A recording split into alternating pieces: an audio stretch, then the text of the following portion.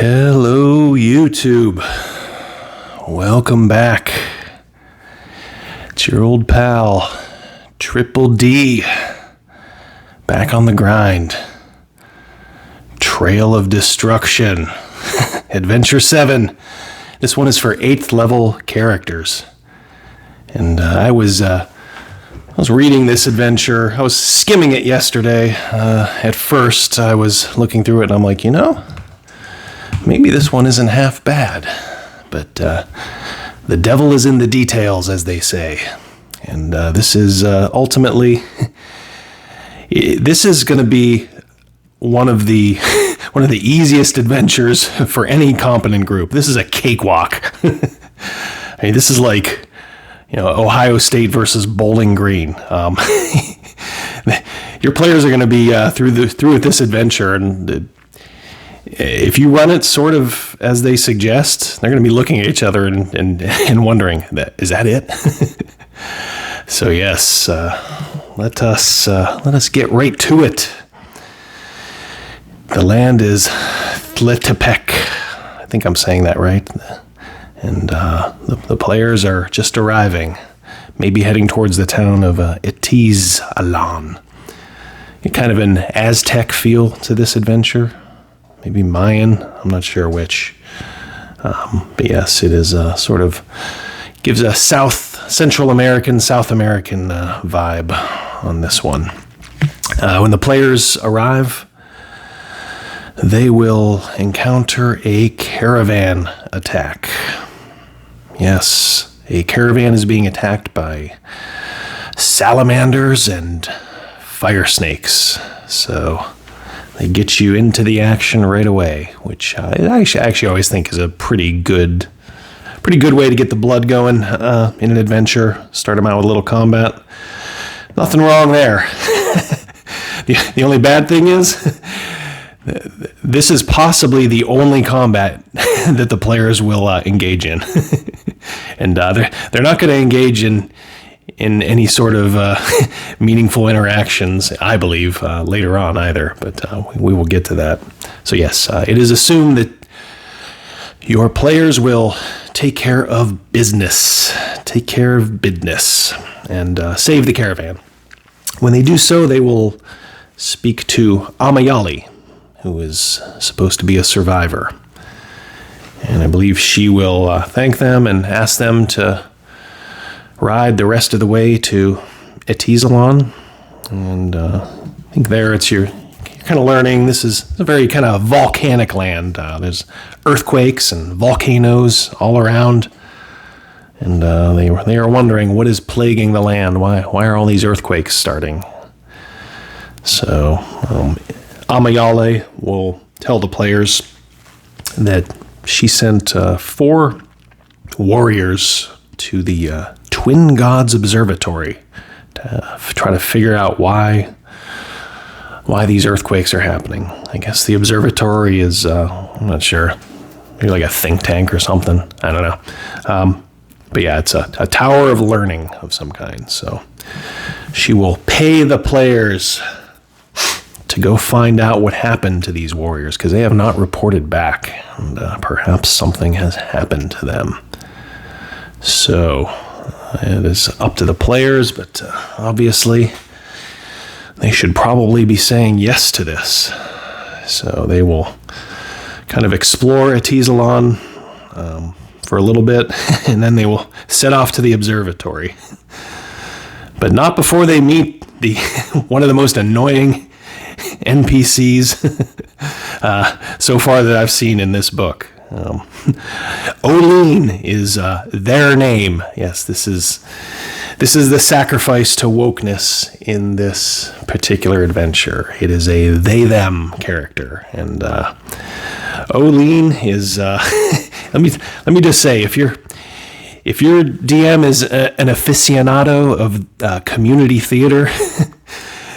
Oline could be very problematic for you because they are, as they said in the old days, Oline is fabulous. Oline is a tiefling, and I will pull a quote right from the book here. Oline is headed the same direction, I guess, towards the Twin Gods Observatory. And they are looking for company and protection. And here's the quote. The dancer is kind-hearted, but has an over-the-top stage persona that they rarely let slip. And even if the characters don't accept Oline's company, the performer is traveling in the same direction and tags along anyway. And Oline keeps their distance only if threatened or rebuffed in extremely clear terms. So yes, you have bought yourself a new friend. And if you have a DM who likes to portray over the top characters, get ready. Get a bottle of Tylenol and some scotch, and you're gonna need it. So yes, I guess with or without Oline, the players head to the observatory, where they meet Tonali, who is a very stout dwarf. And before they can really figure out what's going on, I think an earthquake happens and the observatory starts to fall. So this is actually, I guess, a threat for the characters. There's like a countdown for the structure to collapse, so they got to maneuver their way through that, or they will take damage. To be fair, they will take damage, but for 8th level characters, I'm looking at the damage here: 66, 21 average, 17 average, 5d6. This ain't gonna kill anybody. This is not gonna kill anybody. So yeah, so before they can really figure out what's going on, the tower collapses, and this is a very odd situation afterwards, because Tonali, who you met briefly, but don't really have a connection with, is supposed to have died in the. If he's not rescued, he's supposedly died. So if the characters were busy saving themselves and couldn't get to him, he dies. But they make you think, those surviving, that the character should rush the dead dwarf back to the nearest city where he can be resurrected. And then once saved or resurrected, Tonali starts giving the players some information about what he thinks is going on. Again, just very odd design. You should. Why would you have to resurrect him to get this information? I mean, yeah, any competent DM could just ignore that and just give the information from any number of the surviving scholars there. But it's just odd that they want you to kill a character and then rush him back, resurrect him, and then he tells you. There's nothing special about the resurrection. It's literally one sentence. Very odd. Not sure how you guys do it in your games, but in our games, resurrection is nothing to be trifled with. It is always the final stage in a long quest, to find things that can get it done. And sometimes it has world-changing ramifications, as it should. It's not natural. But, I know some people play, a style that, hey, I'm a priest, I can do this, so why not? But our group tries to play it a little bit more rare. But even for the groups that are fine with casual resurrection, they're going to be wondering what the point is here. So anyway, it's just kind of a time waster to me. But yes, so Tonali, once he comes back from the dead, he will let the players know what happened. He sent the warriors, the 4 warriors that were initially sent by Amayali. He sent them to the Gate of Illumination, which is kind of a shrine to the gods. And I guess that's what the Caravan was carrying early on, like an offering to the gods. And then he kind of spoils the adventure for them right there, and basically tells them that it's this creature. It could very well be a creature called a Thlaciolotl, I think is the name. Thlaciolotl, yes. that is causing this. A big gigantic fire worm, kind of like a dune-sized worm, maybe a little smaller, but so yes. So hot on the heels of that tip, perhaps still looking for the 4 warriors. The adventuring party will come across, actually, as they head towards the Gate of Illumination, they will come across the 4 bodies of the warriors, and they are sadly deceased. The victims of a salamander or fire snake attack. So it is also here where the characters meet a fire giant. And you're probably thinking like, whoa, this is going to be challenging.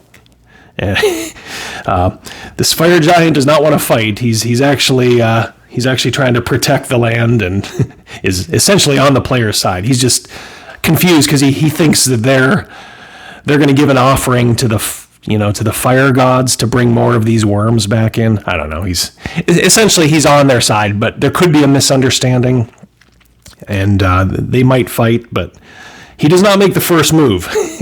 And if the players at all just say, hey, we mean you no harm, all it takes is like a DC 14 charisma roll or persuasion, or just a role-playing scene, as they say. So basically, all you have to do is say, we mean you no harm, and this fire giant will say, like, oh, okay, well, I'll go ahead and pass. And he'll give him a little bit more information on these Thlashaladdles, and he will let them pass to the Gate of Illumination, which is basically just a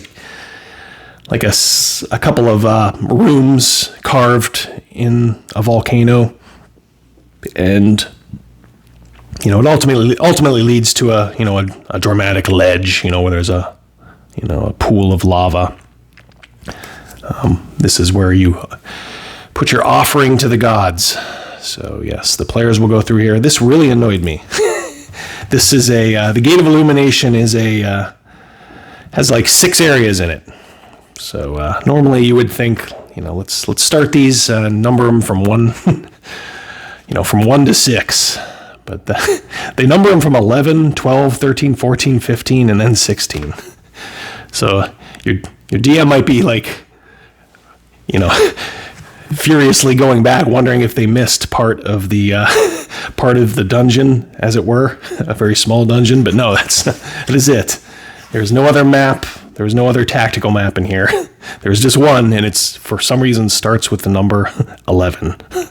Again, I don't know if this is just sloppy editing or this is standard operating procedure. Maybe one of you can help me out there. But yes, very, very annoying. For some reason, that really annoyed me.